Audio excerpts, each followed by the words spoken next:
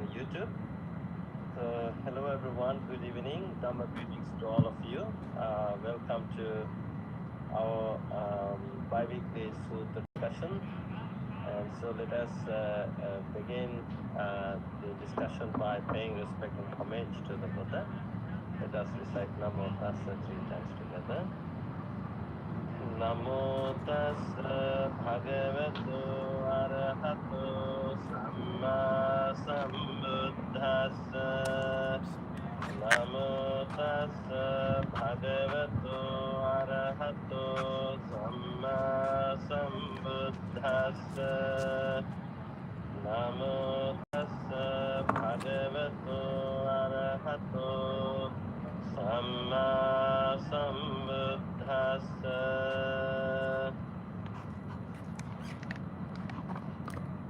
I pay my homage and respect to him, the Blessed One, the Worthy One, the fully enlightened Buddha.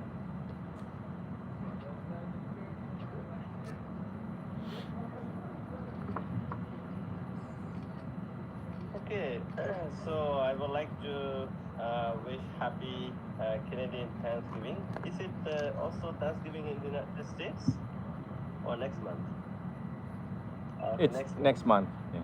Okay, very good.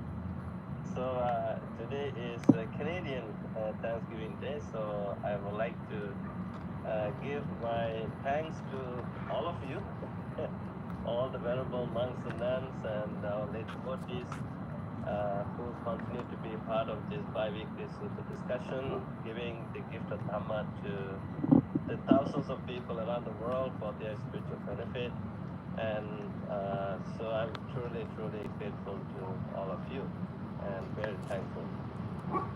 And there's a kind of saying that be kind, be thoughtful, be genuine, but most of all, be thankful. So I'm very thankful to all of you. So I would like to introduce our venerable monks to our audience. So let me begin with Bhante Kusala. He's joining the discussion from Boston, and 2 weeks ago you were here. You joined us on the way to our temple. And next we have Venerable Sanat Vihari. He's joining the discussion from Los Angeles.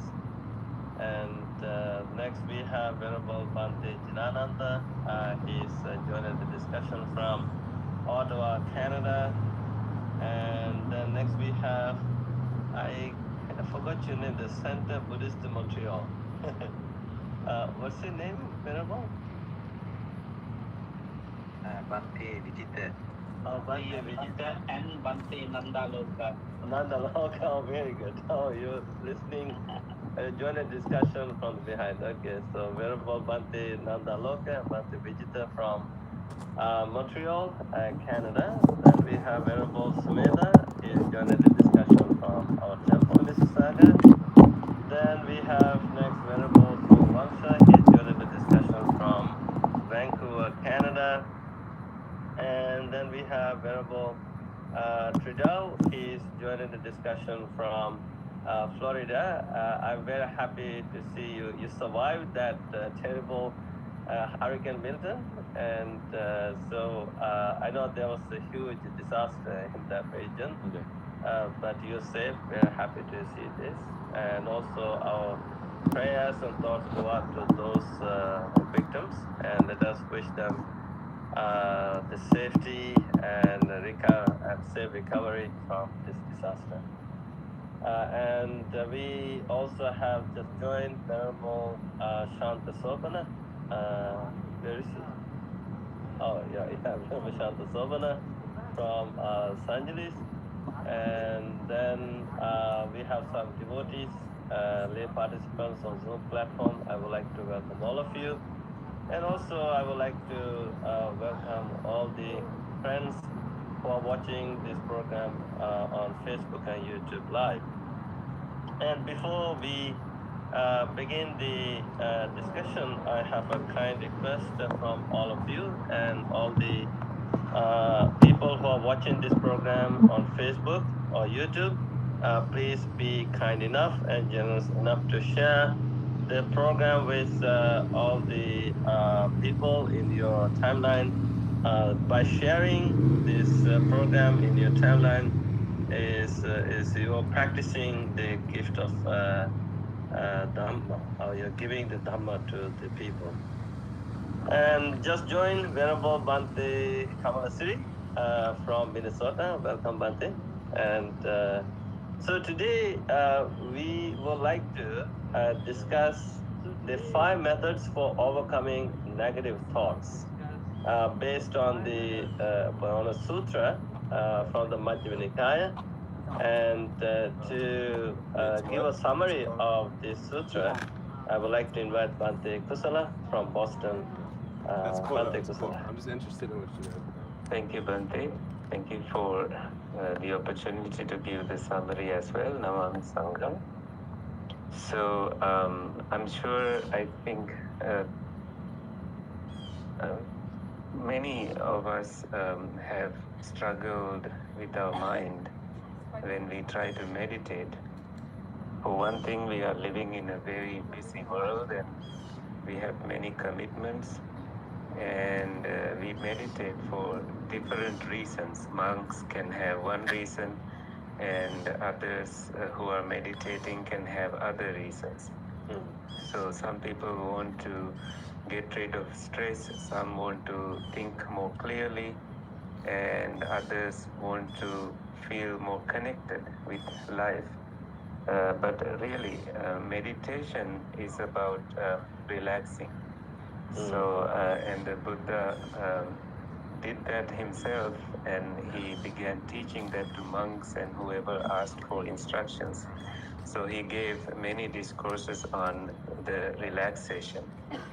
So the goal then is to calm your mind and feel peaceful, but that is impossible with a mind that is full of stuff, full of impurities. I think as we grow older, we understand this better. So calming the mind can be very hard when you have a tense, busy life. But I think most of us know that the secret to calm the mind is to let go of so many attachments that you have, so many worries that you have, and also cultivate the wisdom, allowing your mind to relax. When you do not allow your mind to relax, it is impossible to find this tranquility from within. So I think in general understanding, people say relaxing helps, and also let go of yesterday, or let go of tomorrow as well. So these are ways that we understand what should be done.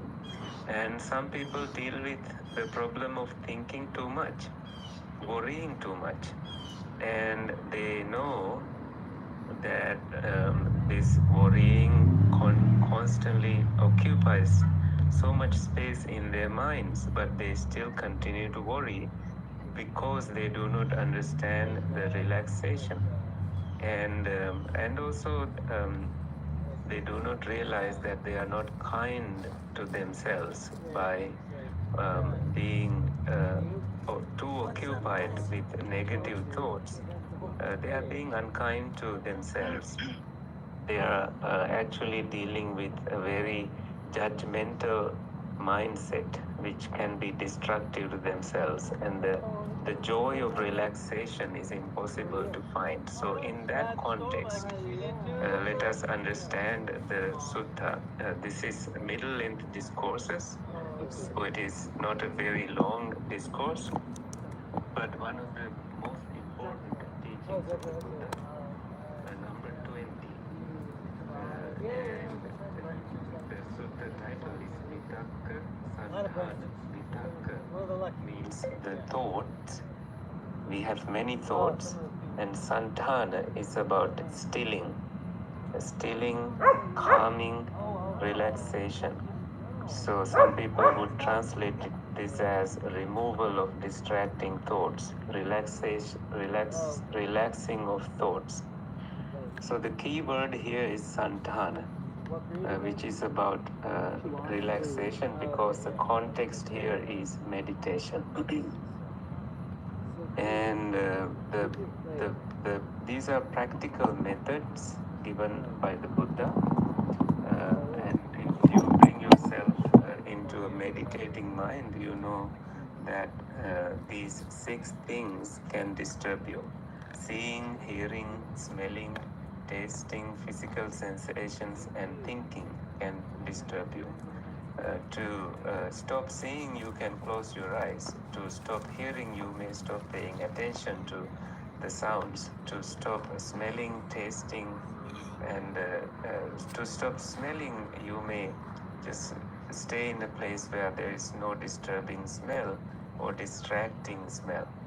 And to stop tasting, I think you would not be eating anything as you are meditating.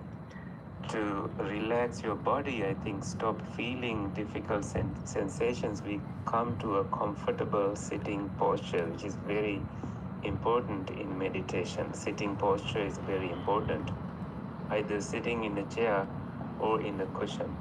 And number 6, that is the hardest, that is what we are looking at today. The thoughts, they come and go, thinking and mind wandering, ruminating, all these thoughts about various things come. I think there's a book that I strongly recommend all of us to read. This is available online. This is by late Venerable Katukurunde Jnanananda. The title of the book is Concept and Reality. He, in that book, around 6th or 7th page, he talks about um, the, the, the, the illusion of the mind using a parable, where he says, he gives this metaphor of a tiger, and there's a magician wandering in the forest, and he sees some skeletons of a tiger, and the magician decides to resurrect this tiger, and this tiger decides to devour eat this magician. So this is exactly what happens in your mind when you do not see clearly the thought processes. So in the big picture, the Buddha is teaching us how to master the mind, mastering the mind. And so this sutta is very, very important for all of us, and we will learn the methods. So these methods also connect with the psychology today. You can find different techniques, and I will go over these techniques, but also think of yourself as a mechanic, knowing which tool to use in which situation. So these 5 methods that you are learning today will be useful in when dealing with the mind itself and its various traits. These are these need to be used only when you are distracted, not in the beginning of the meditation. In the beginning of the meditation, you may focus on awareness of your breath, or loving kindness meditation, or repulsiveness of the body, or any kind of meditation that you have been cultivating that day. When you are focused on that, you suddenly realize that your mind is getting distracted. Then you use this one technique, which is the first one taught by the Buddha, the thought displacement. For example, when I meditate, my mind is focused on that wholesome object, which may be just relaxation with in-breath and out-breath. And in that moment, I know my mind is free from greed, hatred, and delusion. However, my mind will be suddenly occupied with the thought of a beautiful girl I saw, a lustful object. How do you deal with that? No, this is something that we can discuss openly because our minds are prone to such attachments. And when that happens, we know our mind is full of chanda, dosa, and moha.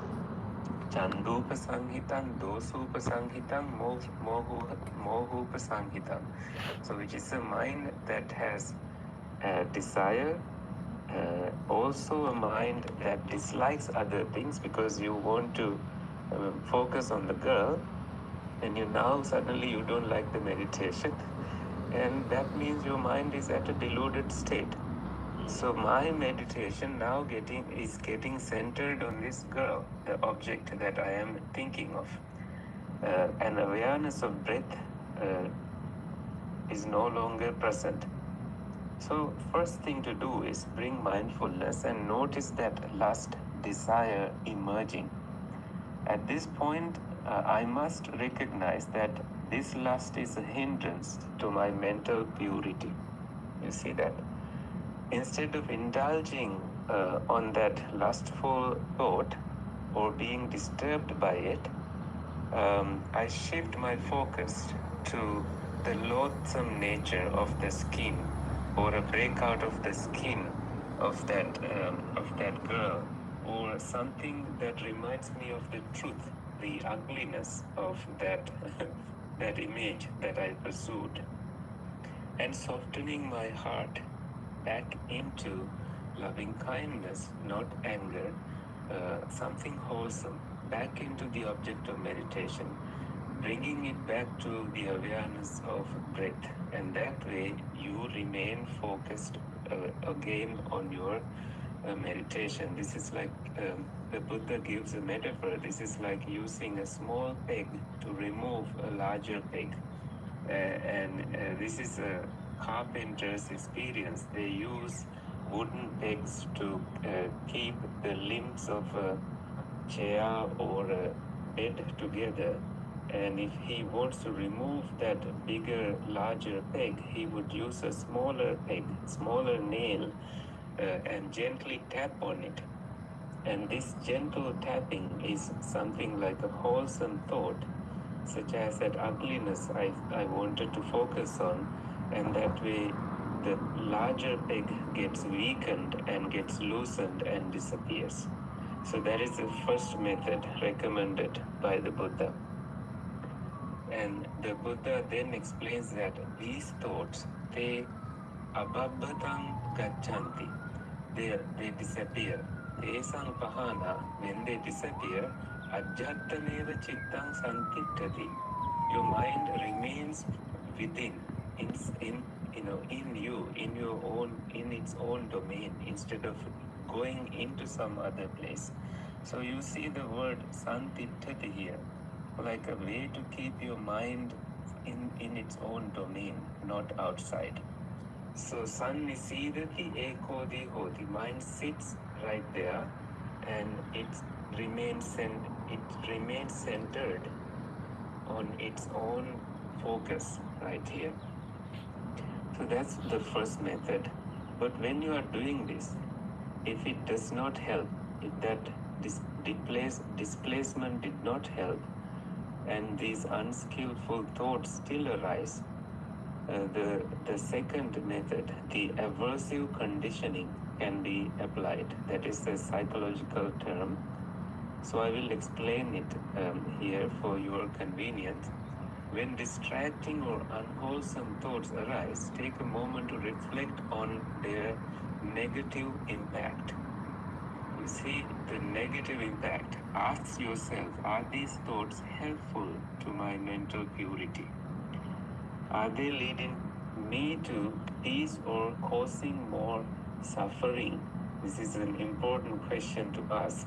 Am I rooting myself into greed, hatred, and delusion, which means I am choosing suffering here, not the freedom from suffering.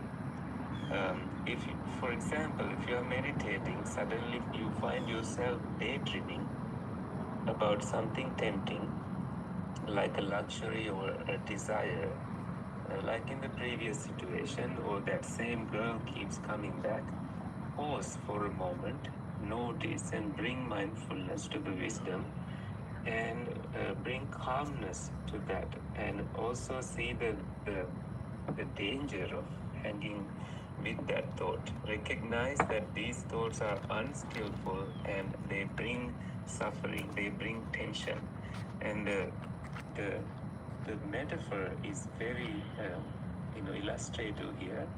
This is like a well-dressed person who loves to present oneself in a beautiful way with makeup, with cleanliness, with branded clothes, like a girl who has branded costume and outfit and makeup and is ready for modeling. But on that occasion, something ugly falls on her body, and she would quickly remove that ugly thing, like a carcass. The Buddha goes to explain that it could be a carcass, a dead thing that falls on the body, on that beautiful body. And we quickly, remove it because we do know that it adds impurity to that presentation that we are trying to present. And number 3 is non-attention. And because this is about the mind, non-attention is a technique that we can use. This is also used in psychology, not paying attention to the negativities.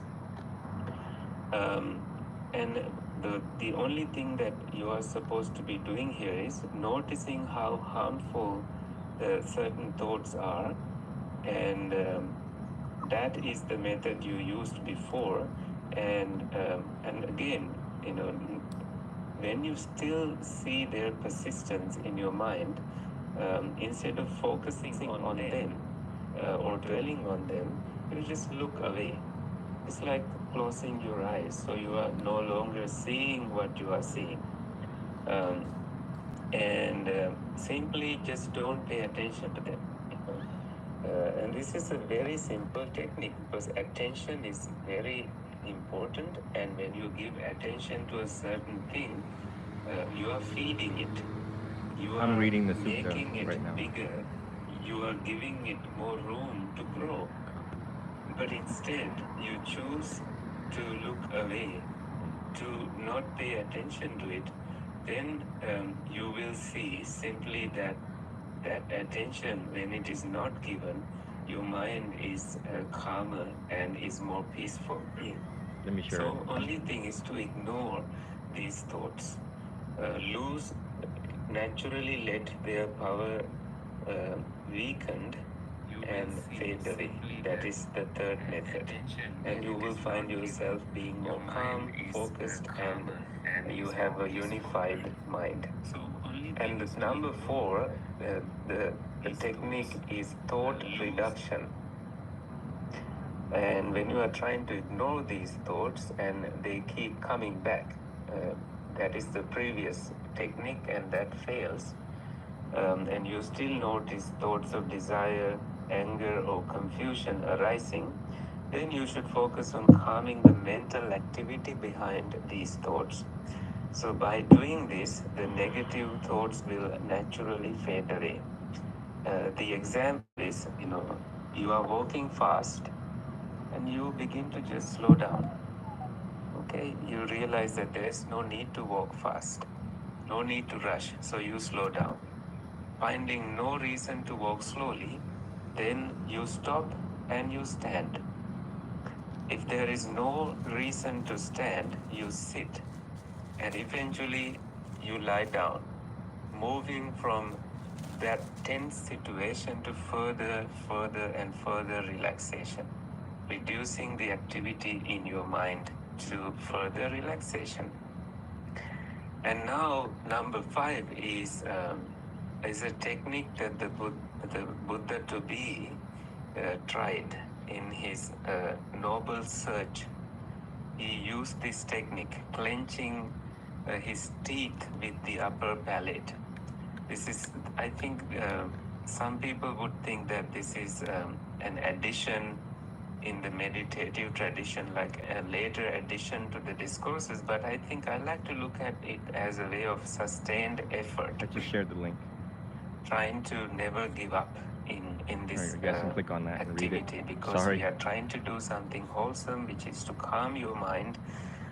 And even after trying all these methods, and you still have these thoughts that are distractive, like desire-driven, anger-driven, and confusion, delusory thoughts arise, then you make more determined effort.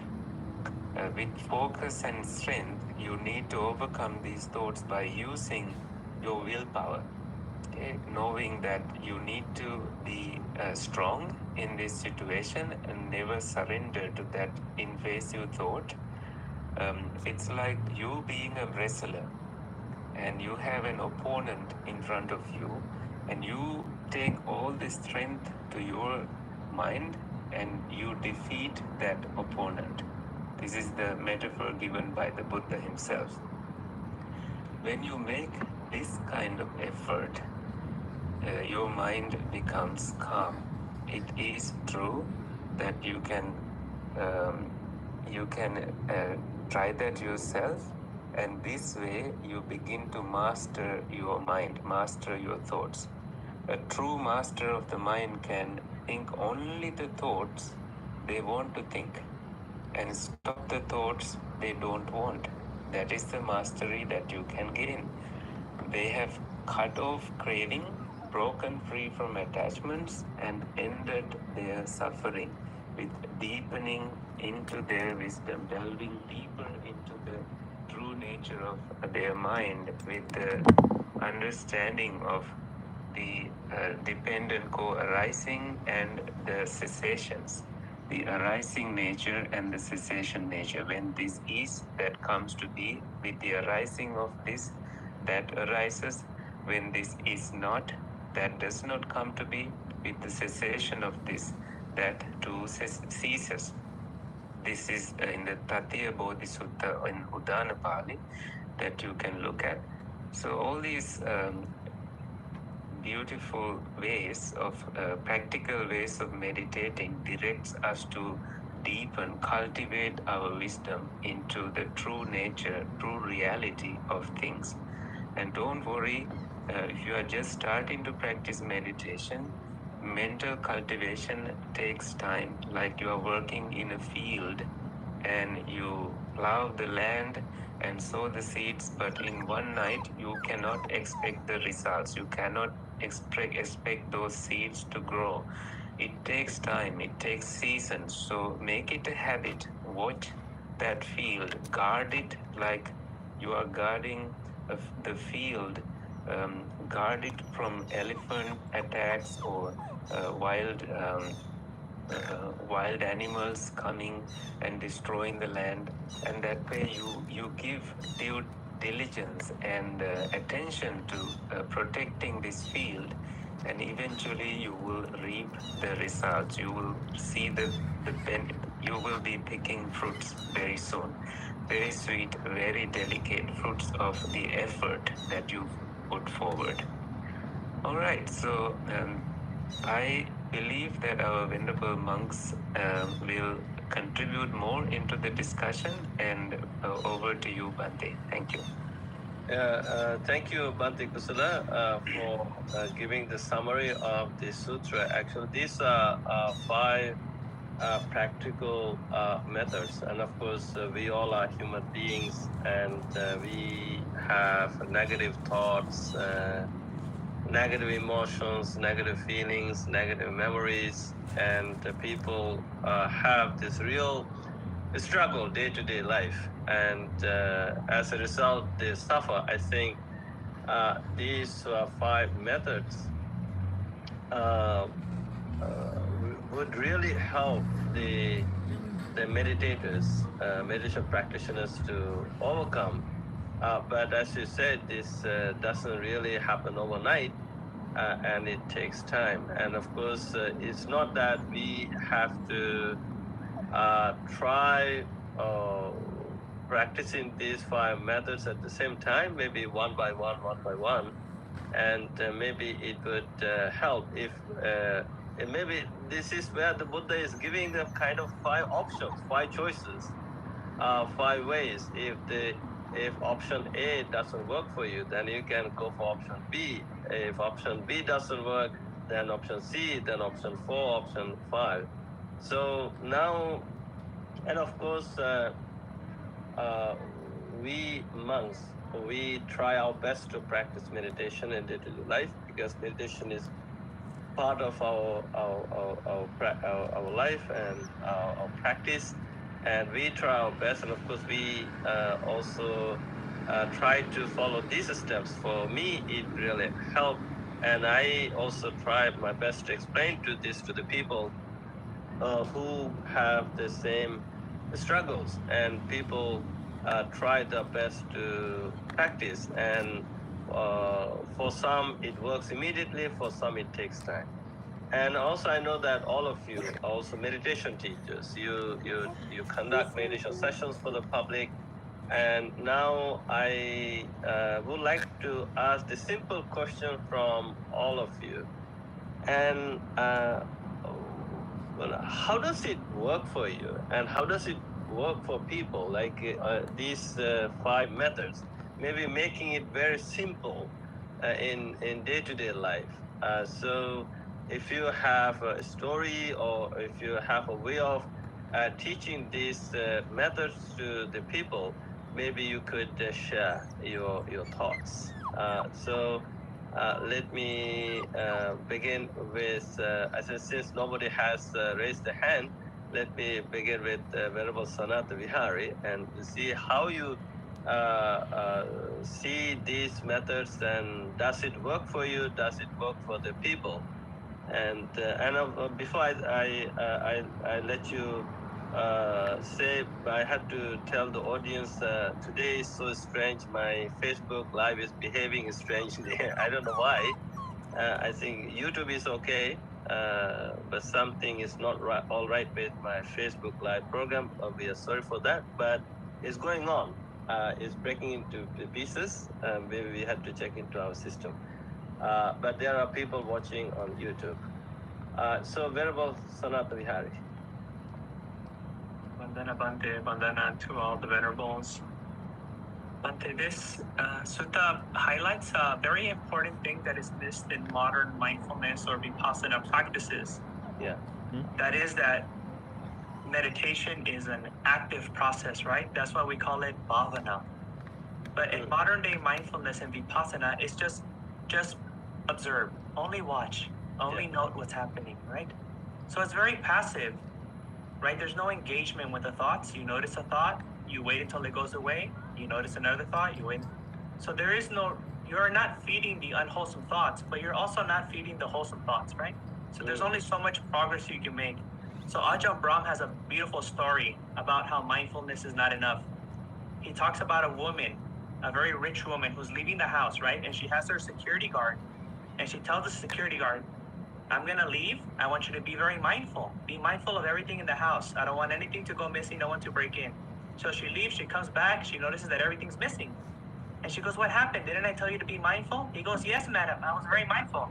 Robbers coming in, mindful. Robbers picking up the couch, taking it out, I was mindful. Robbers taking the jewelry, mindful. Robbers taking the jewelry out, I was mindful. I was mindful the whole time. I was only observing, right? So many people, when they practice vipassana, satipatthana, anapanasati, they're like this. They're like the security guard. They're only watching and they're not doing nothing, right? So yes, in the beginning, we try just to have some patience, right? And be with these different thoughts and feelings. But if something becomes distracting, like Bhante Kusala says, you notice that this unwholesome pattern keeps going, right? It's a thing that keeps arising over and over and over again. And you spend 2, 3, 5 minutes, maybe 20 minutes. Okay, now we need to do something. Watching is not enough. Being mindful is not enough. So then what we try to do is what the Buddha figured out in the previous sutta, which is the Dvaita Vitakka Sutta, where the Buddha talks about thinking unwholesome thoughts and then using a wholesome thought, right? The opposite of greediness is renunciation. The opposite of anger is non-anger. And the opposite of cruelty is non-cruelty. So this is the first technique that the Buddha gives us right in the next sutta, the Vitakka Santana Sutta, which is replacing one thought with a wholesome thought, right? So this is part of the meditation. If we're meditating, if we're practicing mindfulness, and we see a pattern of anger and ill will, then we can bring a thought of loving kindness, of metta, right, to counteract that.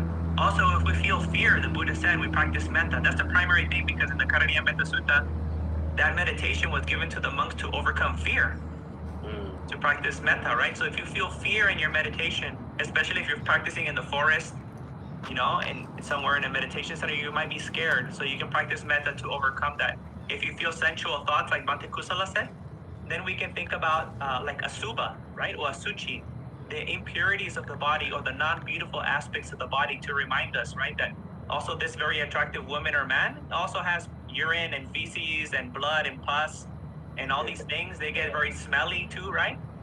And all these things. So that will calm down these things. So I think this is one of the most important principles that the Buddha teaches us, that not only should we be mindful, but we also need to be able to be skillful with our thoughts. And here's where the skillfulness comes in, right? We hear this in the Dhammapada, right? Mano Pupangama Dhamma, right? Mano Seta Mano Maya, and then so on and so on and so on, right? So many times the Buddha is telling us that we need to engage with our thoughts. It's not good enough to be mindful. So there's I think there's this old book called As a Man Thinketh. Bhante Puniji used to talk about this book all the time, right? And in this book, Allen something, or James Allen, something like that, he talks about the importance of thoughts and how our thoughts create patterns, and patterns create our behavior, and our behavior determines the life that we're going to live, right, in our destiny. So this is something that is well recognized, right? Very smart people, intellectual people, wise people, experienced people, and now even today in modern cognitive psychology, I mean, this is like a cognitive training, isn't it? This is like a form of CBT, where you're kind of like doing a reframing or changing thoughts and working with thoughts.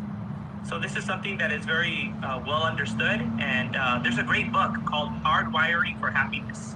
Yeah. By Rick Hansen. And this tells you how to work with the thoughts, how to remove unwholesome thoughts, and how to cultivate and make the wholesome thoughts sticky. He talks about it, right? We want to make the good thoughts stick, so we create new patterns of thinking, so we can think in a good way. And that's why we practice loving kindness, right? So we can change the way we think, like reprogram ourselves to get away from cruelty and being jealous and being greedy, to being more compassionate, being more kindful, and being more mindful. So all of this to say, Bhante, is that this sutta and the sutta before this, and the first verses of the Dhammapada, the 1, 2, and the Yamakavaga, is telling us there's more to the practice of mindfulness than just sitting there and just observing. We need to do more. Not only be mindful, but be kindful, like Bhante says all the time in your seminars, right? When you give the talks about Kindful Canada. We have to be also kindful.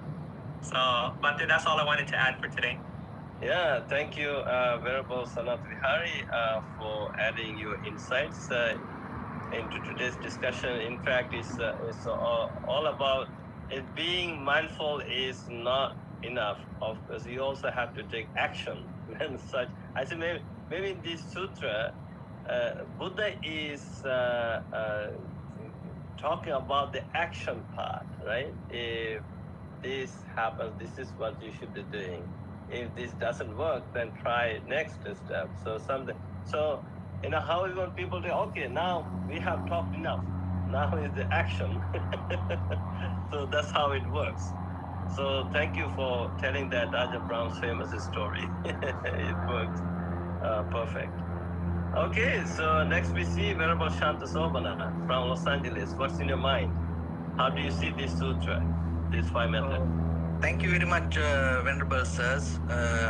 Actually, this is, as Venerable Bhante Saranapala mentioned from the beginning, how this sutra can use today, and what is the important for nowadays. So, if we go back to the beginning of the sutra, because always we have to see when it comes to sutras, why the Buddha mentioned it, and what is the very purpose of it, and how we can apply for it. So this is one of the sutra Buddha himself mentioned to monks. It's especially related to the meditation. and it's Vitakka Santana. And when we go to the very meaning of the word that all the like other venerable monks mention, so most of time people think this life is related to these outside situations, and whatever happen inside us, our anxiety, depression, our failures, unsuccess, fear, unsatisfactions, most of time people think it is happen as a result of these outside events. But according to the Buddha's teaching, the very foundation of this all is our mind. So the mind is the forerunner, mind is the chief. So we are responsible for our mind. So that is where we begin. And then that's why this sutra is very important, because this sutra mention how we can gain a higher mind. Because in why we need the higher mind, because in the ordinary mind we always going to experience the same thing, like in day-to-day life whatever we go through. So if we go with this kind of situation or this kind of conditional world, it's always going to be like this. This is what another way we call the samsara. So then if anybody want to get out of these difficulties, what we need, not to get out of the outside situation, or not to get out of the country, or not to get out of the people, it's important to get out of our mind. So that's why the getting to a higher mind is the only way to find our liberation or the happiness or our success. So, and Venerable Punnaji, the late Venerable Punnaji Thero mentioned this word as a development of the superior disposition. So that Venerable monk mentioned really especially it related to how to get out of the 5 hindrance and attain to the jhana. And in modern day, a lot of people take this sutra and explain it related to how we can gain a higher mind, and another way we call it mastering the mind. So this is very important, because nowadays in the Western world, this word is very popular. How to master the mind. So this is one of the best sutra, how to master the mind. So the in the Pali word it called Adichitta Manuyuttena. So Adichitta Manuyuttena here means that most of people think, this is very important, most of people think when the mastering the mind, we have to do things. But when it comes to the Buddha's teaching, especially in meditation, and not doing something is the best skill. So we are always interfere with the mind to do things, because we have certain kind of sanskara, mental formations related to our past memory, past experience, and life itself is an addiction. So out of that addiction, we are trying to perform our bodily, verbally, mentally actions. But here, Adichitta means the higher mind means, then according to the sutras and according to the collection of all the sutras, and it mentioned what is the meaning of this Adichitta. It is about avoiding of killing, stealing, sexual misconduct, avoidance of lying, and lying and slandering, harsh speech, useless talk, unselfishness, goodwill, and right views. So when it comes to this all, it's about when a situation comes, the very first level, how we can stay calm and relaxed. So that's why it's telling the stillness of mind before we act, because nowadays people are more talk about this developing multitasking mind. So, but when it comes to the mastering mind is completely opposite side of the multitasking mind. As we know, the mind can perform only one action at one time. So when we go to the multitasking, what happens, it always going to create the busyness in us.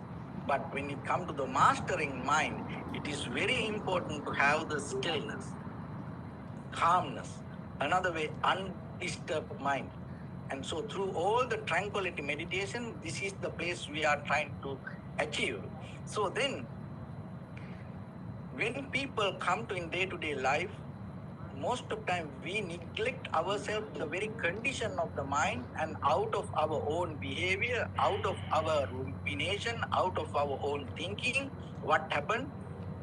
We go out of balance and we always have unbalanced situation inside us. And as with that unbalanced situation, when we create bodily, verbally, mentally action, what happens? That always the outcome going to become some kind of improfitable action. So that's why it is very important in day-to-day life, whoever listen this, to think about the very condition of the mind and not to get disturbed out of the any outside event, but to calm down the very condition inside the mind and understand the nature of the mind and go from that place to react to any situation. So in meditation, when it comes to practice meditation, as practitioners we know that most of time when people come to sit for meditation, one action and they think Smell weed out it's a here. calming down the mind and relaxing the mind, and it's kind of like an attaining to certain kind of that neutral state is one of the best way that they can kind of like experience in a kind of like a tranquility state. But according to the Buddha's teaching, it's not about that, because stillness, some people argue here, I was looking some papers, some people arguing, in according to the Buddha's teaching, the stillness never going to separate from awareness. That is very important, because most of time, sometimes stillness can take us to kind of like numbness, kind of like sleepy mood. Even in the jhana, sometimes people can get into that, and they get lost, and they get addicted to that stillness. So then it is very difficult for them to develop the wisdom or the panya. So in according to the Buddha's teaching, that our purpose is attaining to liberation. In this journey, there are two things. One is that we have to liberate from our mind and cheto vimutti, and other one is, and most of time people don't talk about it, other one is, in only the Buddha's teaching, Buddha explained how to get out of the wisdom, that is what called the panya vimutti. So end of the day, we have to know, and we have to uplift our mind from the ordinary mind, and after that we have to attain into the wisdom, and after that we have to be liberated from the wisdom also, not to stay there. So in that complete path, it's not about outside, it's always within our own mind, and it is within our own ability of understanding the mind. So that is what another way we call the self-realization. So how we can then apply it to day-to-day life, because a lot of people try to change the world. A lot of people try to do something good for the world, of course, but it is very important. First, we have to have undisturbed mind, and also we have to have a strong, clear mind. How then we can gain that clarity it can gain only by practicing. So when we're going to practice it, what happens? All our mental conditions going to come against us. So that's why, rather than doing something, if we are capable to observe and understand in the very first level and replace the good qualities, good mental qualities to ourselves, rather than advising to others, work with our own mind and developing our inner qualities help us to get into our higher qualities. So our higher qualities mean from ordinary mind to get into a higher level of mind. Higher level of mind means end of this all, how to stay without doing unskillful actions. That is the most difficult part, because the mind is very tricky, and especially when it comes to anger. Anger can come as a byproduct of our compassion, and anger can come as a byproduct of our wisdom, and anger can come as a byproduct of our tranquility state, and hatred. So when it comes to the world, just on the outside world, surface level, we see the world is like, very nice and people are so good. Before I contribute, I want you to come pay your In the respect deeper level, to the monastic the orders most of behind me. people get angry, Put your hands together and mad, bow. self-centered, Okay. and Just once. so then how this outside is everything going to be like this? Because the very nature of the anger, hatred, and the ignorance, it has power to show, and it has power to illuminate like goodness. So this, it's our mental character. It's nothing to do with the outside world. So if we are capable to understand it within us and purify ourselves and become more better inside us, eradicating the greed, hatred, and the delusion, and that is the only way we can find the freedom, and that is the only way we can provide some goodness to the humanity.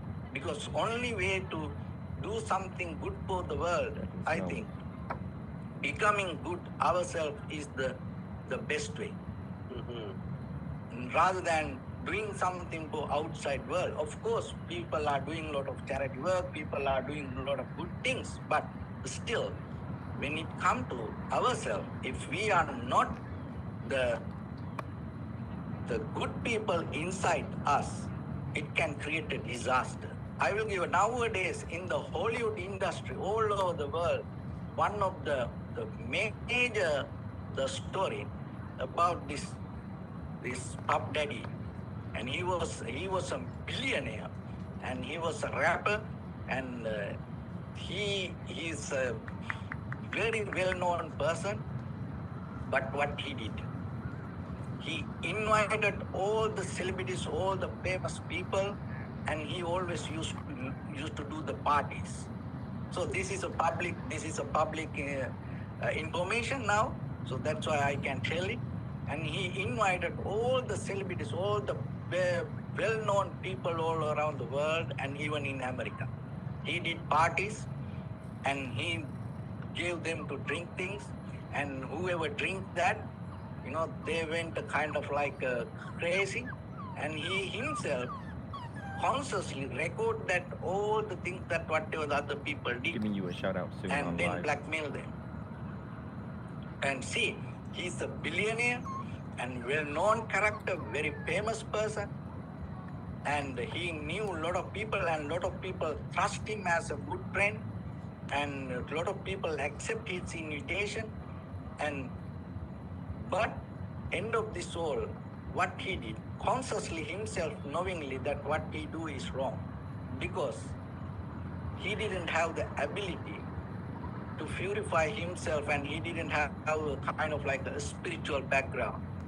So this all the teachings give us to understand, to have a very spiritual background, because everybody like to become successful, everybody like to become rich, everybody like to become famous.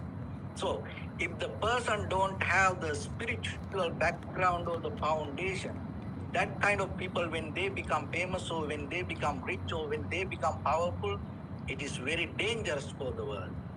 So I think that's why this kind of sutras teach us. And through this all the Buddha's teaching and this all the 2,600 years, they preserve these Contributing soon. teachings. All the venerable monks preserve this because this give us the very clear understanding how we can have that spiritual foundation, not about believing something from outside, but to purify our own mind from the greed, hatred, and the delusion. If we can do that, as latest the people of these human civilizations, we can live some kind of good, kind of like a good. That's a great thought that you have shared with us, Venerable Shantasona. Thank you so much. In fact, here, as you said, the Buddha is giving a way of mastering our own mind in these 5 methods. And if we can discipline, train the mind, master the mind, and of course, this master disciplined mind will be a great blessing. And then we can actually bring more blessings to people around us. So thank you so much. I like to interrupt and ask. I really loved every time Bhante Santasovana speaks. I really pay attention. I mean, I pay attention to all the monks, but I like his perspective. And here too, I learned quite a lot here. And I think the Adichitta that Bhante mentioned, I'd like to hear a little bit more about it, because it's mentioned in the Sutta. And you also mentioned that anger can arise from wisdom. If you would like to speak a little bit about it, I really appreciate it. Thank you, Bhante. Yeah, Bhante Shantasovana. Yeah, actually, this is basically this is what happened. Most of the time, we know that when people develop the wisdom itself, without, as example, if I go to the very basic 5 spiritual foundation, Saddha, Virya, Sati, Samadhi, Panya. So Saddha is the faith, conviction, and the Virya, effort, and the Sati in the middle, and the Samadhi and Panya. So in according to the Buddha, before the Buddha, this all 5 spiritual foundation used to be in the world. But what the Buddha found out is, Excuse me. before No. the Buddha, Move away. most of time they used to No. practice the Shraddha itself No. and the Virya itself as a one mental quality, and the Samadhi itself without bringing any other things close to the Samadhi, or the Panya itself. But what the Buddha found out, anything, even this 5 spiritual foundation, himself, he also used that. But what was the different according to the Buddha's teaching? The Shraddha itself, conviction, the faith itself cannot take us to liberation. If the faith itself going to be there without the sati or the awareness, it's going to be so dangerous. Even the effort itself, maybe people put so much effort, but without the awareness, if the effort itself going to become it kind of like a wasting time. And the samadhi, and the people can attain to many kind of samadhi, but if the person have the awareness next to samadhi, that will lead the person to liberation. Even the panya the same. People can have the wisdom, but without the awareness next to the wisdom, that wisdom can be so dangerous to the person. So that's why it's always Saddha, Virya, Sati. The Sati need to be next to all other 4 things. Without the Sati or without the awareness, if any other mental quality itself we practice, it never take us to liberation. Because our purpose is taking us to get out of the mind, not to develop the mind. So these old teachings help us to higher mind. So that's why end of this world we have to know it's our goal is nibbana, the panya vimukti. How we, sometimes the wisdom can be a trap if we don't have the awareness or the sati. So in a conventional world, if we take as if we minimize the wisdom word to the knowledge, see how many wise people in the world, educated people, well-known scholars, but most of time see what they give to the world. Great scientists. You and me cannot make any kind of this kind of like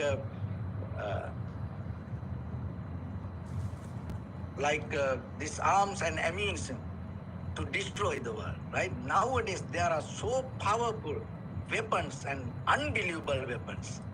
And even kind of like hijacking the network system. You and me cannot do that. That person should be very smart, very skillful programmer to do that, right? And at the same time, especially pharmaceutical industry, look at how many fake medicine people create to destroy the humanity. Why? Because they have the certain kind of wisdom and the knowledge, but that wisdom or the knowledge based with the greed, hatred, or the delusion, because they don't develop the awareness. What the awareness does? Awareness have the ability to show things very clearly. So once the wisdom is there, and if the person have the awareness or the sati next to it, he can use that wisdom to see things see things and have the ability to understand how it come to be as it is. So that will liberate that person. Otherwise, that sometimes it can lead us to egocentric, self-centered mind. So if anywhere egocentric, self-centered mind, it's always going to be the desire. So wherever the desire, excitement going to be there. So wherever the excitement, it's always anger and disappointment going to be there. So that's how it's linked together. So the key point is using the sati next to anything, whatever we do, will help us to go out of this disappointment. Thank you. That helps. It's like nuclear. I think you explained it. It's like nuclear power that can be used. That's the knowledge that can be used to generate electricity or destroy the world. I think it's like wisdom kind of coming down to knowledge. Also, that is very sophisticated knowledge. I get it. Thank you, Venerable, for that explanation. That was a good observation. Thank you, Bhante Kusala, for asking that question from Bhante Shanta Sobana. In fact, even Albert Einstein, right, he kind of regretted later on for introducing this method of making atom bombs because those who are lacking compassion could destroy the others. And so that's why now they are being more cautious, giving this to the wrong hands. So I think people must be given this education. Thank you, Venerable Shanta Sobana. Next, I see Venerable Tridao. What's in your mind? Salutations to all of the venerables. You guys can hear me, right? I'm public. Yeah. Okay. I apologize for some of the interruptions that was out here. St. Pete is still recovering. There's broken trees in front of me, and we have a broken seawall behind me. So St. Pete was hit pretty bad, flooded, but we're making quite of a strong, resilient comeback here. I had to take notes on my phone because I don't have all of my traditional stuff. And so today I wanted to contribute how today's sutta on these 5 reflections, 5 to-do list when things come back reoccurring. And as I was sitting here, there was a couple that walked by, and I I could smell weed, a really strong sense of weed coming by. Weed to me is quite gross. And our grandmother from the paternal side of the family gave some cardinal rules in the family: no killing, no gambling, no drugs, no alcohol. And we came from a Catholic family. I recently came back from California, and they stopped by Las Vegas, Nevada. And as I stepped out off Las Vegas, Nevada airport, already there were slot machines, gambling slot machines. And I took a couple of videos. I haven't published it yet, but I said, I swear to you guys, I'm not at the casino. It came to me, I didn't go to it. So here we got weed in this park. And then we have gambling that exists in the world. These are some of the temptations that exist in the world, some of the addictions in the world. Not to mention sex, gambling, sex, drugs, alcohol, entertainment. This is very powerful sutta because it shows what the types of surgeons, the types of doctors we are as Theravadins out of the three schools of Buddhism.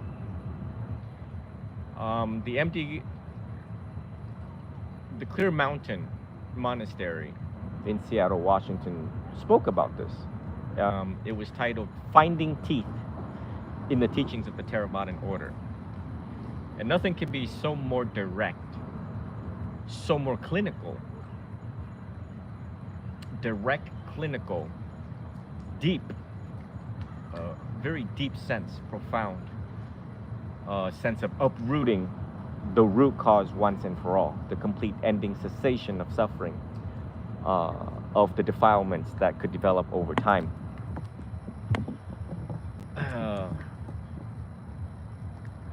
Number one, he should attend to another theme apart from that one, connected with what is skillful. We can see how a lot of us are tempted with the advertisement industry.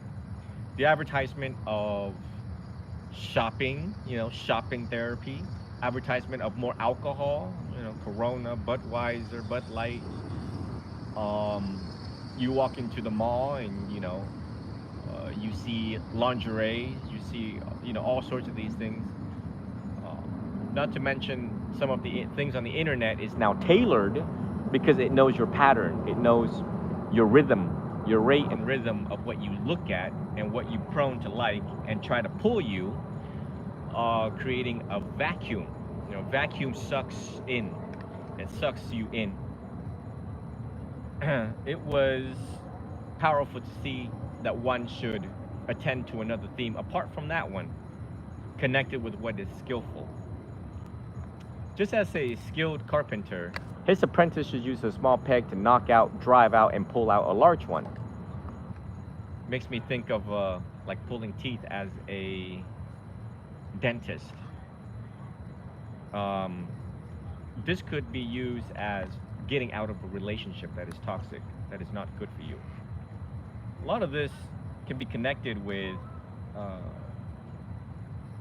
relationships, something that gets a lot of people into a lot of trouble. Number three, just as a man with good eyes, not wanting to see form that had come into range. That would come into range. A lot of that out here, out in the park. A lot of good-looking women left to right within range of one's eyes, and how one could attach to that and start falling into delusion of what is desirable, what is secured, what is stable, what could be perceived as long-lasting, bring eternal joy and happiness. The awareness of things coming into range. Would close his eyes or look away. The statue of the Buddha, rarely do you see his eyes opening. Right? Majority of the statue of the Buddha is closed to close off the senses, to guard the sixth sense doors, and to look away, um, to pretend like you're blind, to unhear things that you have heard,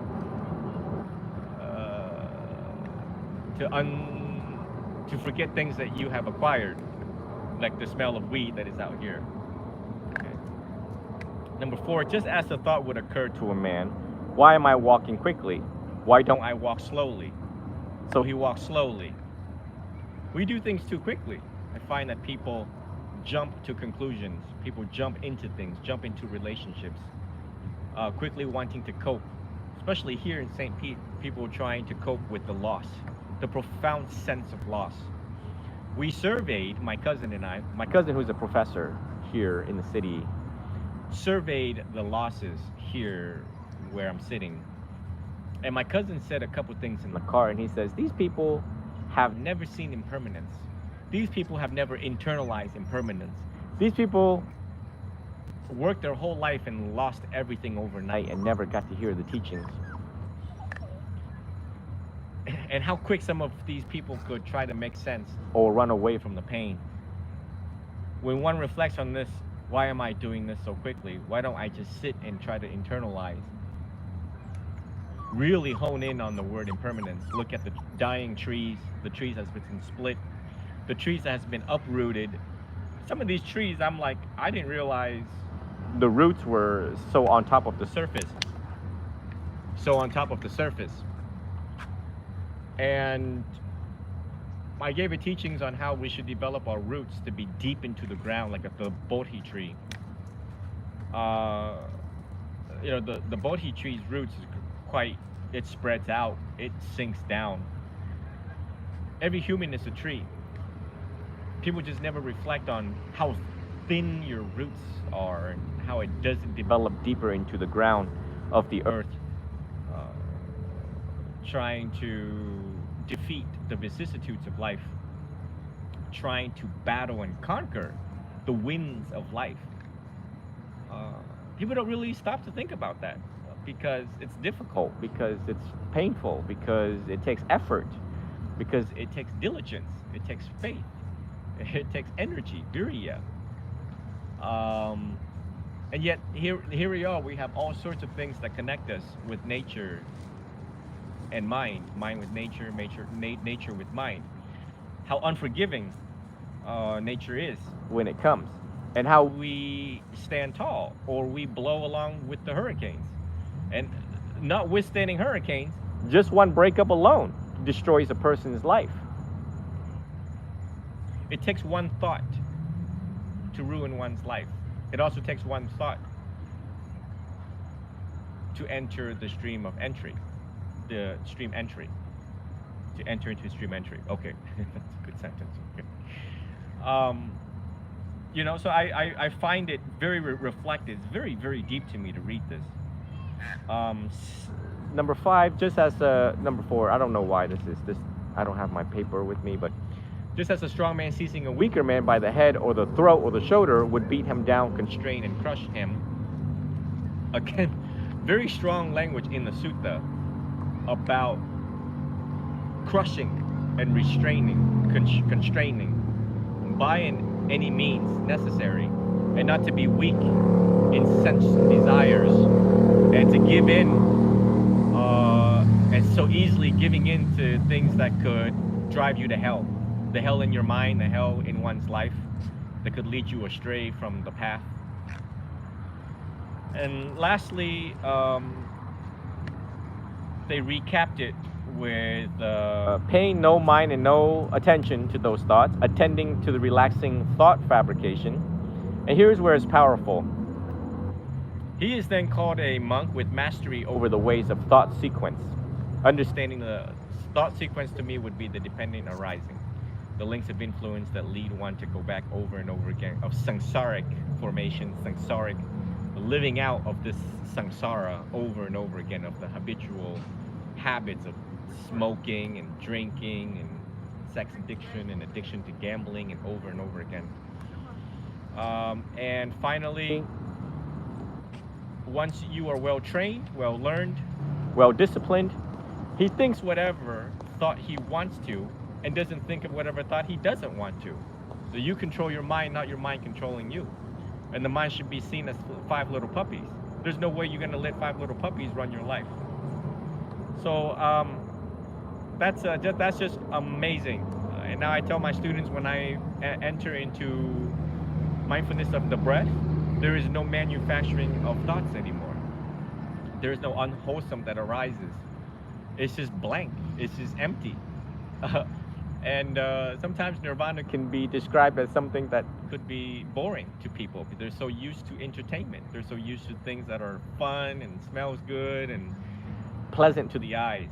And one who likes a nice quiet life, longevity is a nice quiet life, then one would like some form of boredom that Buddhism, it could sound like that to someone, but I like it.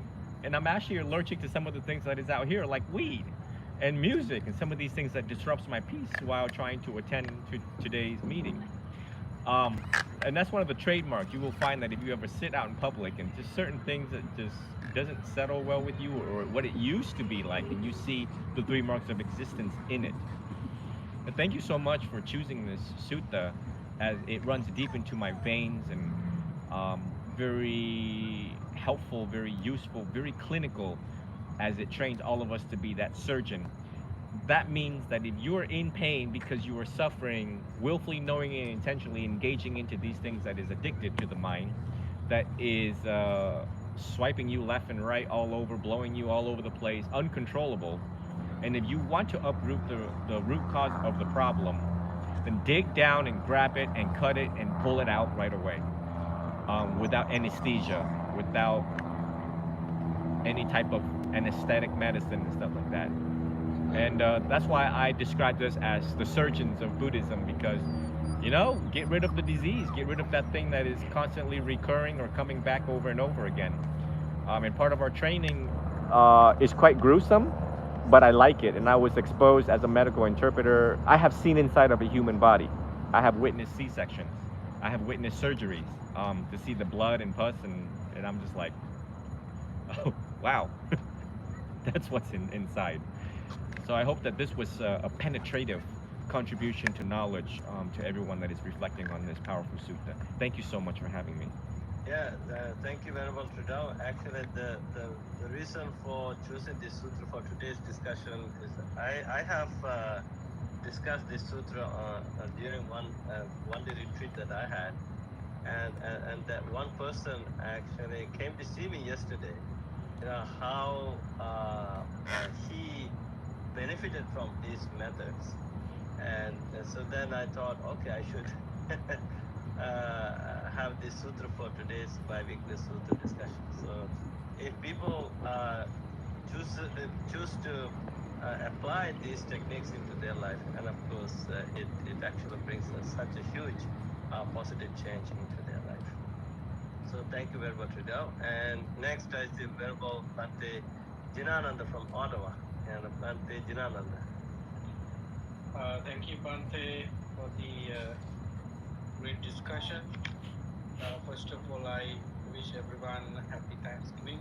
We'll be having a wonderful time today and days to come with Dharma practice.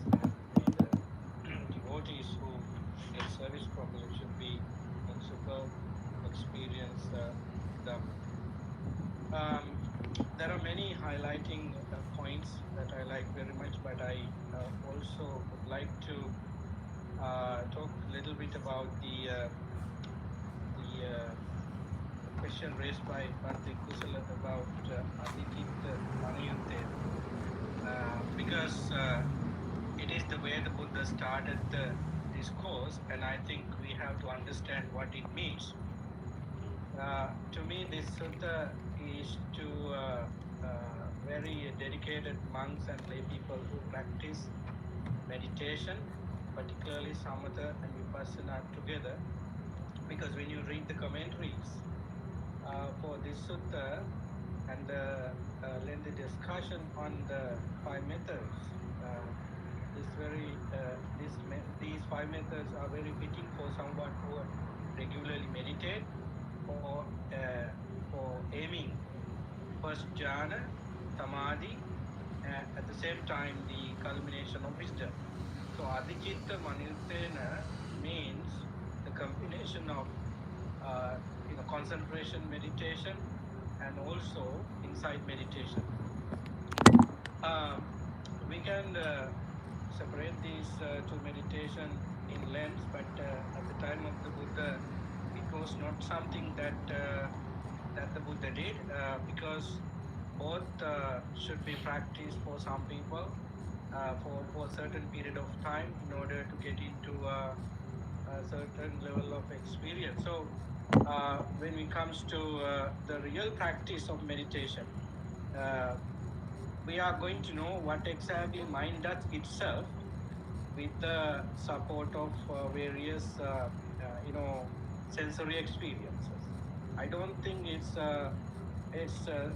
it's so easy for those people who do not meditate to get into this sutta and get something out of it. If the examples are very nice, the parables are very nice, and they are tempting us to search more on this. But the sutta itself is a practical advice, so that the practice of meditation should be required for someone to apply this method. By saying that, I don't say that this is irrelevant for someone who really practice the Dhamma in a surface level. It could be, but this is a pure and direct advice for those people who practice samatha and vipassana meditation. Adichitta maniyuttena. When we see these words in the entire Tripitaka, the Buddha talks about the meditation that aims samadhi and panya. That's all I wanted to elaborate with the concern Venerable Kustala raised. Other thing I want to add to it is if you go to the middle of it, it says that your mind is going to be experiencing this. Chittang santittati sannisidati ekodi hoti samadhi.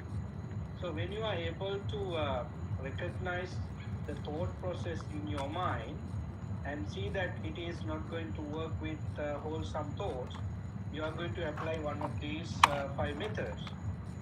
As soon as you apply one of these methods, you are going to experience that santittati, sannisidati, ekodhyoti. These are the qualities of samadhi.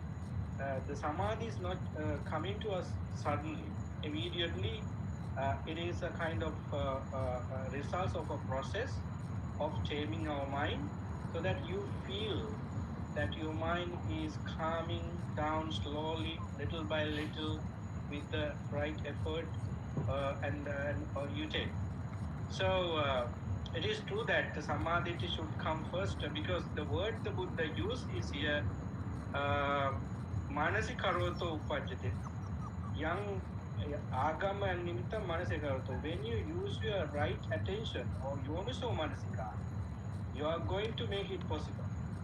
So it is a combination of various factors such as samadhi for sure, because sammasati doesn't come alone at first without samadhi. If we go to the Mahachattharya Sutta and elsewhere, the Buddha talks about the combination of spiritual practices. So Yoniso Manasikara is the mechanism of samadhi, and when it is done there, your mind is going to stay focused.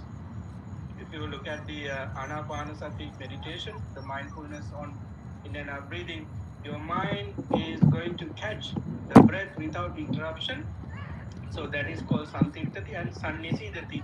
The mind stays focused, the breath and related matters, related state of mind, so that your mind slowly going into gladness and also rapture. There you feel that your mind is one pointed. So that's the rising of samadhi. As long as you keep that state of mind further, you feel that your mind is away from 5 hindrances. So if that is not working or not work, we have to try out this method for several times, for several weeks, for several days, then only we switch to the other method, because people might think that, okay, I practice first method for 5 minutes and it doesn't work, so I switch to the next method in the next 5 minutes. No, it is not happening like that. We have to stay with the one method for a long time, and the sutta is not that clear of what kind of nimitta we should get, because that's why I'm telling this course is for a advanced meditators, because the Buddha know that the monks is getting this rightly and they are educated about it. So sutta is not clear about what kind of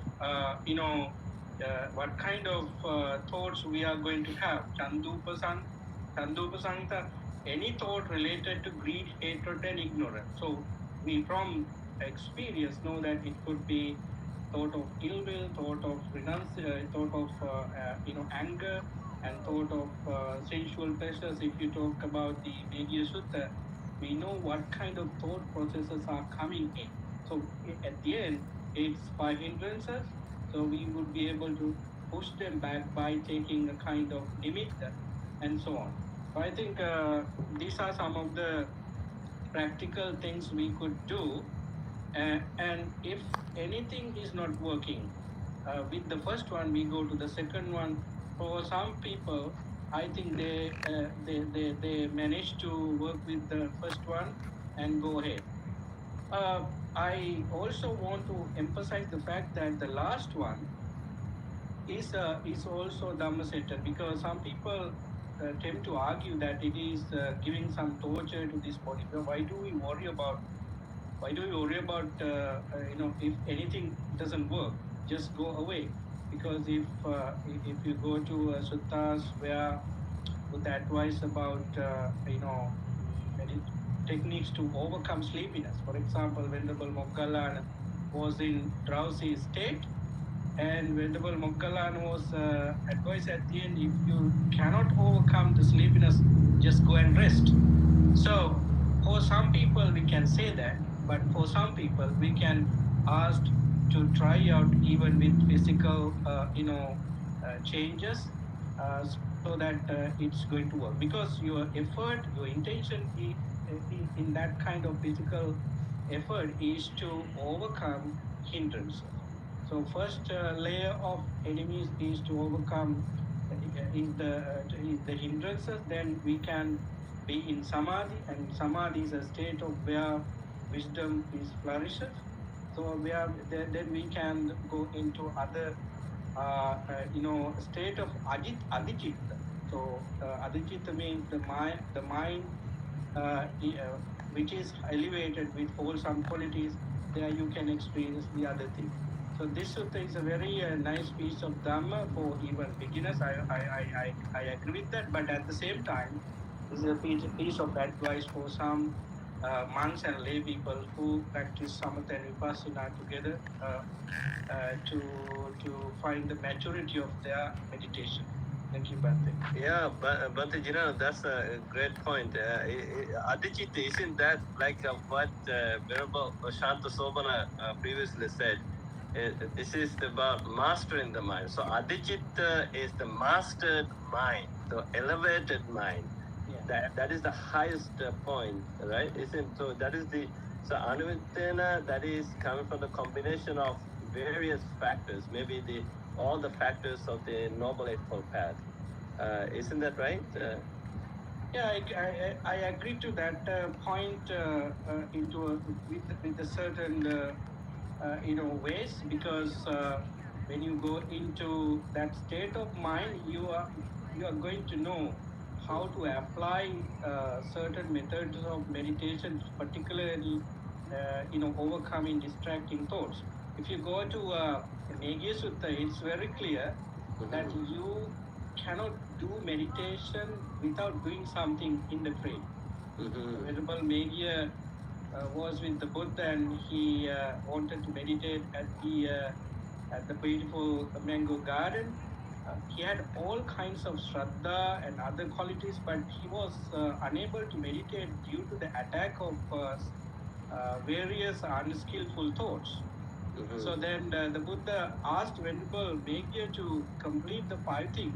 or get the maturity of 5 things in order to do samatha and vipassana together to reach nirvana. So if you are in that particular state of mind to find the peace and happiness, you would be actually qualified for that. Otherwise, meditation doesn't work.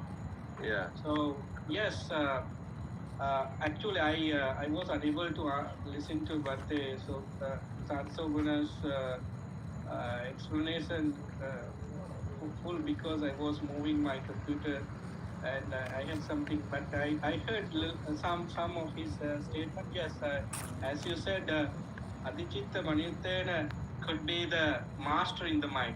At the same time, mastering mind could be begun by somebody who is a beginner also, because my achievement is mastering my mind, but his state of mind would be beginning state. But Adichitta Maniyuttena, those who are seeking that achievements of higher jhanas, higher wisdom, this is what they should do when they find difficulties. Yeah, thank you, Bhante Janat. And lastly, I actually would like to hear from Bhante Kamalasiri and how you see this sutra. And of course, you have been patiently and mindfully listening to the insights shared by all other venerable monks. And also, I would like to get to know your point of view, Bhante Kamalasiri.